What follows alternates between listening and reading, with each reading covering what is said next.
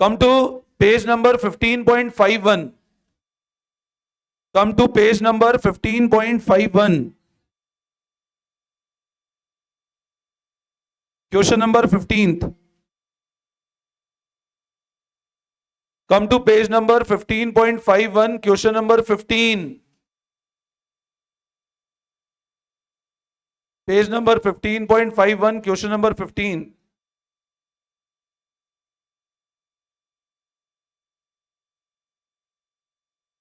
Page number 15.51. Question 15 देखो.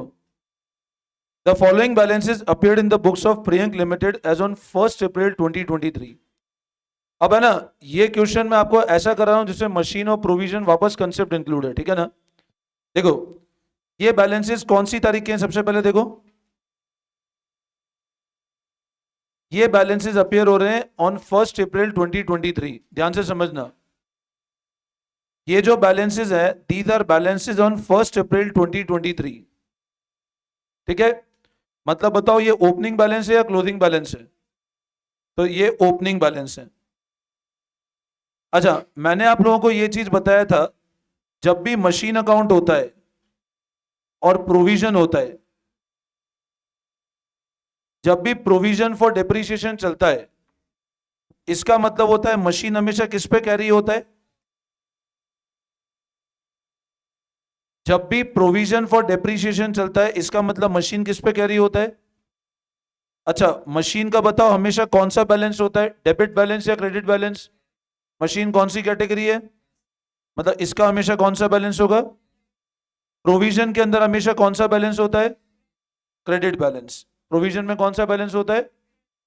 अब आप देखो क्वेश्चन आपको ये बोल रहा है the following balances appeared in the books of Priyank limited as on 1st April 2023. मतलब ये जो बैलेंसेस हैं ये बुक्स में चल रहे हैं कौन सी तारीख को? 1 अप्रैल 2023 को. मशीन में 10 लाख का बैलेंस है और प्रोविजन में 4.5 लाख का बैलेंस है. Getting my point? अब आप मेरे को एक बात बताओ, आगे बोल रहे हैं मतलब ऑलरेडी आप प्रोविजन लगाते हुए आ रहे होंगे, आपको 1 अप्रैल 23 का बैलेंस दे दिया. अब है ना, एक बात बताओ, अगर मैं मशीन अकाउंट बनाता हूं, अज्यूम करो ये मैंने मशीन अकाउंट बनाया, अब 1 अप्रैल 23, सबसे बताओ मशीन कौन सी कैटेगरी है? तो अभी आप पूरा समझना, कॉपी सब बाद में करोगे, कॉपी सब लोग एंड में करना, पहले समझ लो. अब बताओ मशीन क्योंकि असेट कैटेगरी है, असेट के अंदर हमेशा कौन से बैलेंस होते हैं?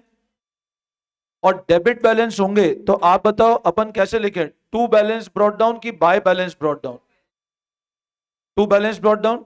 तो मैं इधर डेट लगाता हूं 1st अप्रैल 23, इधर लिखता हूं टू बैलेंस ब्रॉट डाउन. कितना ओपनिंग बैलेंस है? अच्छा बताओ, अगर प्रोविजन चल रहा है तो ये बताओ कॉस्ट होगी कि बुक वैल्यू होगी? 10 लाख ये कॉस्ट होगा, ये क्या होगा? अच्छा, अब ऐसे ही मैं इधर बना लेता हूं एक और account, provision for depreciation account. ये ध्यान रखना, प्रोविजन फॉर डेप्रिसिएशन बोलो या अक्यूमुलेटेड डेप्रिसिएशन बोलो, एक ही बात होती है. अच्छा बताओ, प्रोविजन फॉर डेप्रिसिएशन में कैसे लिखें, टू बैलेंस ब्रॉट डाउन की बाय बैलेंस ब्रॉट डाउन? क्या लिखें? तो हम 1st अप्रैल 23 को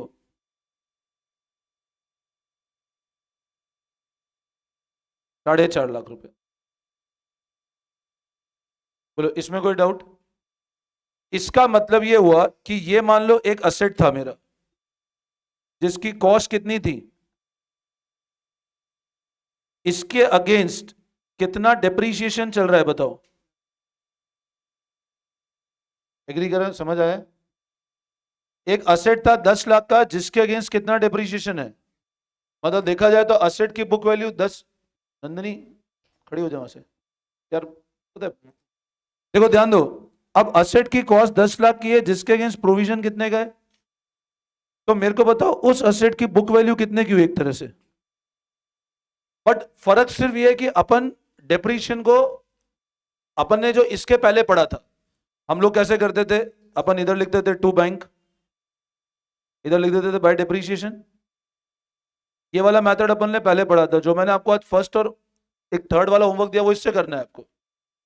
गेटिंग माय पॉइंट? ये वाला मेथड हम लोग पहले पढ़ते थे, तो इसमें असेट चलता ही किस पे था बताओ? बट इसमें अपन डेप्रीशिएशन को प्रोविजन में चार्ज कर रहे हैं, तो इसका मतलब बताओ ये असेट की क्या है, उसके अगेंस्ट कितना प्रोविजन है, मतलब असेट की एक तरह से बुक वैल्यू कितनी है, बट बताने का अलग अलग है, शो अलग अलग कर रहे हैं। अच्छा, कल भी मैंने आपको ये बताया था, अज्यूम करो, जैसे अब मेरे को एक बात बताना, ये एक असेट है, लेट से ये 10 लाख का असेट है, और इसके अगेंस्ट अपना प्रोविजन था, प्रोविजन कितने का है। अब मेरे को है ना, आप एक चीज बताना, अब ध्यान से सुनना, अब क्वेश्चन किस पैटर्न के आएंगे। क्वेश्चन ये बोलेगा इसमें से ये वाला पार्ट आपने बेच दिया, पूरा असेट नहीं बेचा आपने। मान लो असेट के दो पार्ट थे, ये 8 लाख का पार्ट था और लेट से ये 2 लाख का था, आपको कंबाइंड वैल्यू गिवन है 10 लाख। बोल रहा है आपने एक असेट बेचा जिसकी कॉस्ट कितनी थी, 2 लाख। आपने एक असेट बेचा जिसकी कॉस्ट कितनी थी, 2 लाख। तो मेरे को एक बात बताओ, अगर 10 लाख के अगेंस्ट डेप्रीशिएशन 4.5 लाख था, तो 2 लाख के अगेंस्ट भी 4.5 लाख था क्या, या कम होगा। अब मैंने आपको कल भी बताया था, अपन जिस एसेट को बेचते हैं उसका डेप्रीशिएशन कैंसिल करना पड़ता है अपने को, कल बताया था ना, कि आपने जिस एसेट को बेच दिया उसके डेप्रीशिएशन कैंसिल कर दो, मतलब प्रोविजन उसका हटा दो। अब अगर असेट बिक गया, जैसे मान लो मैंने ऐसा बोला, लेट से ये कार है, ये ऐसी एक कार है, आपने आगे वाला पोर्शन बेच दिया इसका, अरे अब बेच दिया आपने, मान लो बोला ये आगे वाला पोर्शन बेच दो। अब मान लो ये वाला पार्ट अगर बेच रहे हो, तो मैंने कहा इसका डेप्रीशिएशन भी हटाओ फिर।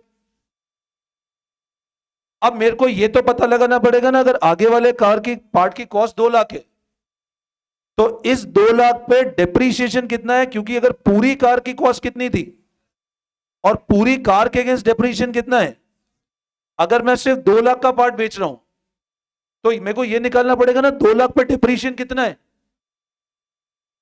मेरी बात समझे आप, वरना अपन डेप्रीशिएशन कैंसिल कैसे करेंगे। अच्छा, पूरा 4.5 लाख तो कैंसिल नहीं कर सकता ना, क्यों नहीं कर सकते पूरा 4.5 लाख, क्योंकि उतना तो बेचा ही नहीं ना अपन ने। समझे मेरी बात को। अब क्वेश्चन पढ़ो आगे। Depreciation is provided 10% per annum on original cost. Depreciation 10% की रेट है किस पे। Now what is meaning of original cost, SLM. आगे देखो, ऑन 1 अक्टूबर 2023, कौन सी तारीख को। अच्छा, अभी अपने सामने हम कौन सी तारीख पे स्टैंड कर रहे हैं, इस तारीख को। आपने एक मशीन जो खरीदी थी कौन सी तारीख को, कितने पर, ये क्या थी, उसको भेज दिया कितने पर। समझे बात को। क्वेश्चन ये बोल रहा है 1 अप्रैल 23 को आपको बैलेंसेस गिवन है, 1 अक्टूबर 23 को आपने एक असेट को बेचा जो खरीदा कौन सी तारीख को था, कितने पर, और बेचा कितने पर। तो मेरे को बताओ डेप्रीशिएशन कितने कैंसिल करना है मेरे को, कितने वैल्यू का डेप्रीशिएशन कैंसिल करना है, इस वाली वैल्यू का डेप्रीशिएशन कैंसिल करना पड़ेगा। अच्छा, अब आप एक बात बताओ, ये ओपनिंग बैलेंसेस क्लियर है। तो मैं क्या करता हूं, सबसे पहले असेट की कॉस्ट कितनी है जिसको बेचा, एक बार आप ये नोटिंग करो ना, ये नोटिंग करो एक बार, बनाओ फिर फॉर्मेट, एक ही साल का बनाना है। बनाओ एक बार, मशीन अकाउंट और प्रोविजन फॉर डेप्रीशिएशन अकाउंट, बनाओ format, machine account and provision for depreciation account.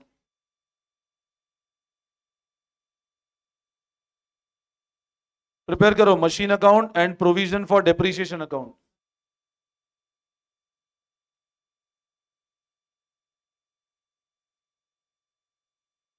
एक ही साल का बनाना है ना अपने को, तो 5 to 6 लाइंस का बना लो दोनों account, machine account and provision for depreciation account.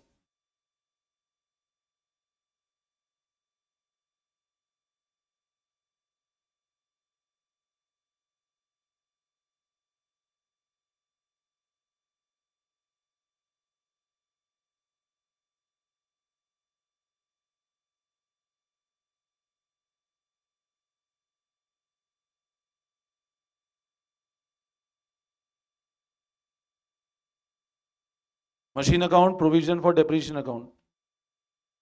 Machine में ओपनिंग बैलेंस लिखना, प्रोविजन में ऐसे लिखना।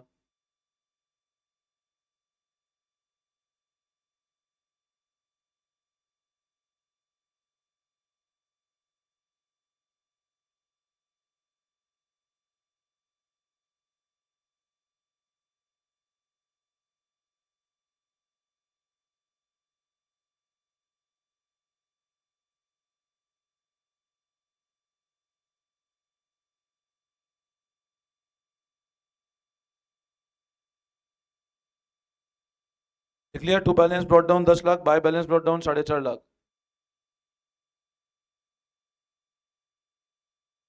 डायरेक्ट फॉर्मेट बना लो, एक नॉर्मल टी शेप, डेट वेट, डेट पर्टिकुलर सब बाद में लिखना, सब डेट पर्टिकुलर बाद में लिखो। आप डायरेक्ट 1423 बैलेंस लिख दो, ऊपर एक लाइन खाली छोड़ दो बस। डेट पर्टिकुलर अमाउंट बाद में लिखना आप लोग। एक बार स्टार्ट करें अब। ठीक है, अब नीचे वर्किंग नोट लिखो, नीचे लिखो वर्किंग नोट।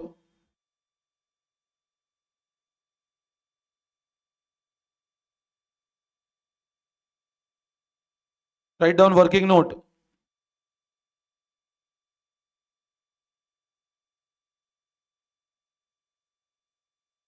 लिखो cost of asset sold on, कौन सी तारीख को बेचा अपन ने असेट, क्या कॉस्ट थी उसकी।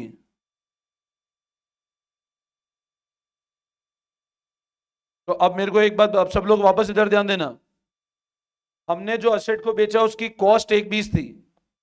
अच्छा बताओ उसको परचेज कब किया था अपन ने।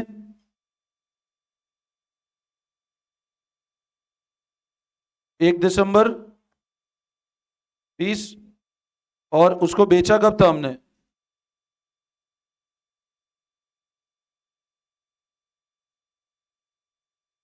तो मैं डेप्रीशिएशन निकाल लूं, कितना डेप्रीशिएशन है उस पर। क्यों निकालना है, क्योंकि वो कैंसिल करना पड़ेगा ना। अब वापस इधर ध्यान देना। 1 दिसंबर 20 मतलब क्या हुआ पहला, कितने महीने,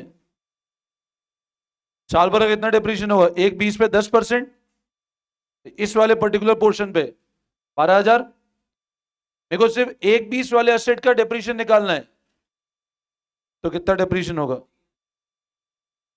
4 महीने का हो गया ना, 1 दिसंबर से लेकर। समझ में आया। अच्छा फिर डिप्रीशिएशन कितना होगा, 12,000 1/20 वाले पोर्शन पे। फिर डिप्रीशिएशन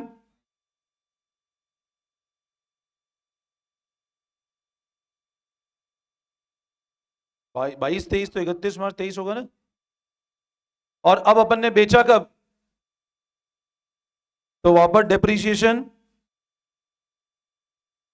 कितने महीने का, कितना आएगा वो, 12,000 हजारों महीना हुआ। अभी एक बार समझ लेना, कॉपी बाद में करना। अब आप है ना एक बात बताओ, सब लोग सुनना ध्यान से। टोटल डेप्रीशिएशन इतना चार्ज हुआ है, तो बताओ जिस दिन बेचा उस दिन बुक वैल्यू कितनी है, 38,000। इनको माइनस कर दिया। समझ में आया। और बेचा कितने पर, तो बताओ प्रॉफिट हुआ लॉस हुआ, लॉस हुआ। अपन कैलकुलेशन तो ऐसे ही करते हैं ना, पहले भी ऐसे ही कर रहे थे कैलकुलेशन। मैं फिर रिपीट कर रहा हूं, फिर सुन लेना। देखो मशीन अकाउंट का ओपनिंग बैलेंस ये था, प्रोविजन ये था। हमने जिस एसेट को बेचा 1 अक्टूबर को 1/20 पे, उसको खरीदा 1 दिसंबर 20 को था, बेचा 1 अक्टूबर को। तो पहले साल कितना डिप्रीशिएशन, 4 महीने का, फिर पूरे साल का, 2 पूरे साल का, और एक लास्ट वापस 6 महीने का। तो टोटल डिप्रीशिएशन चार्ज हुआ 4 और 12 16, 28 और 6, टोटल कितना डिप्रीशिएशन होगा। अब है ना, तुम 1 मिनट मेरी बात सुनना, सब लोग ध्यान से सुनना ये पॉइंट को। 1/20 का एसेट था, 34 ही आ रहा है ना फिगर। 1/20 माइनस 34 कितना आएगा, 68 ही आ रहा है, कितना है।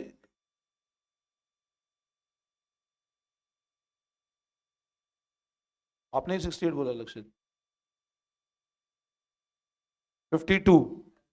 चलो ठीक है, ध्यान दो, समझ आ गया। अब बताओ कितना डिप्रीशिएशन है टोटल, 34,000। अब है ना, आप एक चीज समझो, अभी अपन, अब मेरी बात ध्यान सुनना। अभी हम कौन सी तारीख पे हैं, 1/4।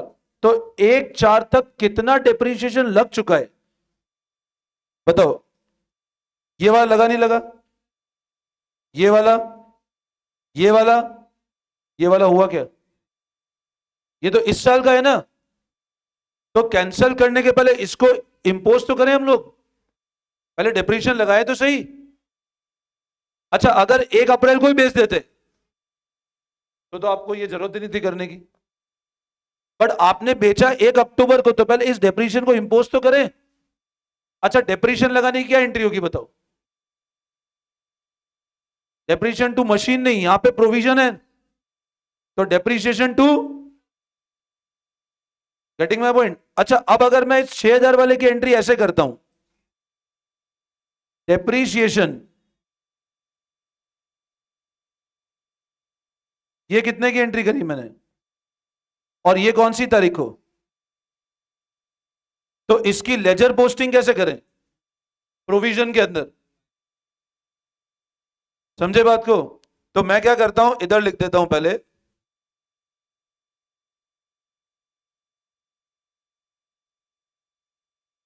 कितना, अभी बाकी वाले पे लगाना है और बाकी है, अभी 1/20 की बात कर रहा हूं सिर्फ मैं। बोलो यहां तक समझ में आया? अब वापस सब लोग ध्यान देना, बोलो कितना डिप्रीशिएशन कैंसिल करना है हमको? एक तो ये कैंसिल करना है, एक ये करना है, एक ये, और एक ये भी करना है, तो कैंसिल कितना करना है अपने को? अच्छा, अब बताओ, प्रोविजन को क्रिएट कैसे किया था अपन ने? प्रोविजन को क्रिएट कैसे किया था? तो प्रोविजन को क्लोज कैसे करें? डेबिट कर लो। तो मैं एक एंट्री और करता हूं, provision for depreciation to machine, और ये कितने से कर देता हूं मैं? ये वही जिसको बेचा उसको कैंसिल कर दिया, यस और नो? तो अब इसकी लेजर पोस्टिंग कैसे करें बताओ प्रोविजन के अंदर? टू मशीन, प्रोविजन में क्या करें? अभी कॉपी बाद में करना, पहले समझ लो, प्रोविजन में क्या करें?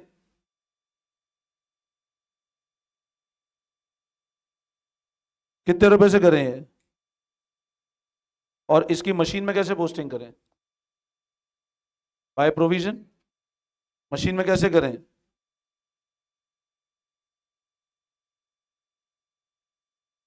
कितने अमाउंट से? बोलो, समझ में आया? ये अपने डेप्रीशिएशन कैंसिल कर दिया। अब देखा जाए तो इसमें एक असेट 1/20 वाला था और एक असेट 880 का था डिफरेंस, तो 1/20 वाले के अगेंस्ट कितना डेप्रीशिएशन था? ये 1/20 वाला आ गया बुक वैल्यू पे। अब क्या करें? अब अपन ने बेचा असेट को बाय, कितने पर बेचा? और 1 अक्टूबर 23 को बाय 1/20 का दे दिया हमने वापस क्रेडिट। और अब जो बाकी असेट है, कोई खरीदा तो ही नहीं है वापस अपन ने, तो ये कॉस्ट आपकी आ गई 10 लाख रुपए।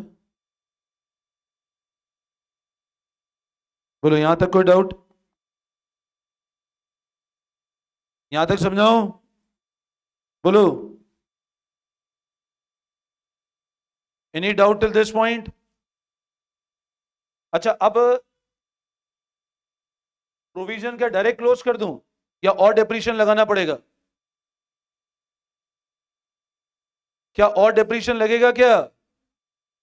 कौन से वाले एसेट पे लगेगा? 880 वाले पे लगेगा ना? अच्छा, इस पे कितना लगेगा? 6 महीने का, या पूरे 12 महीने का? पूरे 12 महीने का, तो उसके लिए एंट्री वापस बाय डेप्रीशिएशन करें और वो ईयर एंड पे करें, तो वापस क्या लिखें? बाय, ये कितना, 88,000। तो अब आपका क्लोजिंग बैलेंस कितना आ जाएगा? एक तो 88 वाला, एक तो एज इट इज आएगा ये वाला, टोटल लगा लो, 456 प्लस 88 माइनस 34, कितना आ रहा है? वापस चेक करो। चलो कितना आ रहा है, 450 प्लस 6 प्लस 88 और माइनस करो 34।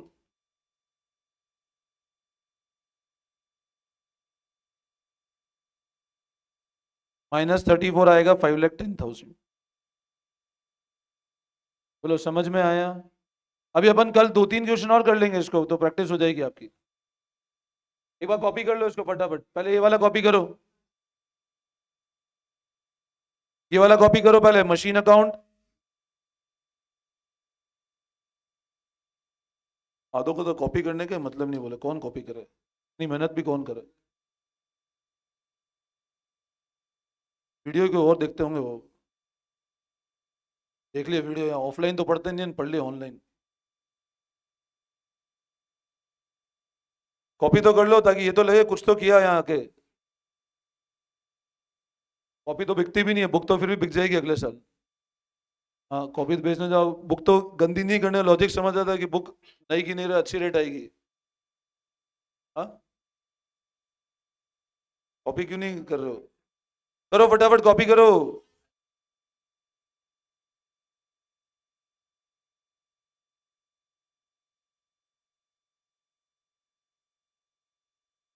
और प्रोविजन फॉर डेप्रिसिएशन अकाउंट बनाओ।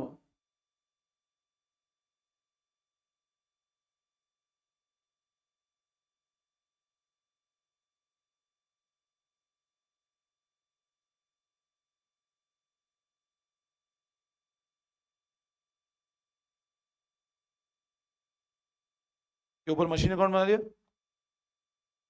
प्रोविजन।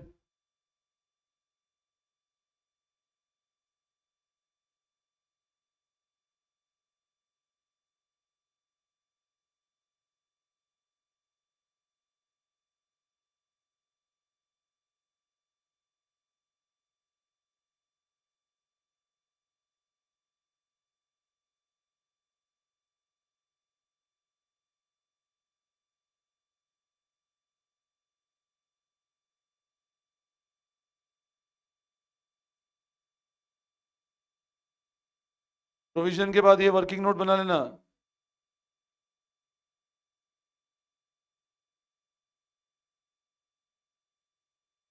प्रोविजन के बाद ये वर्किंग नोट बना लेना।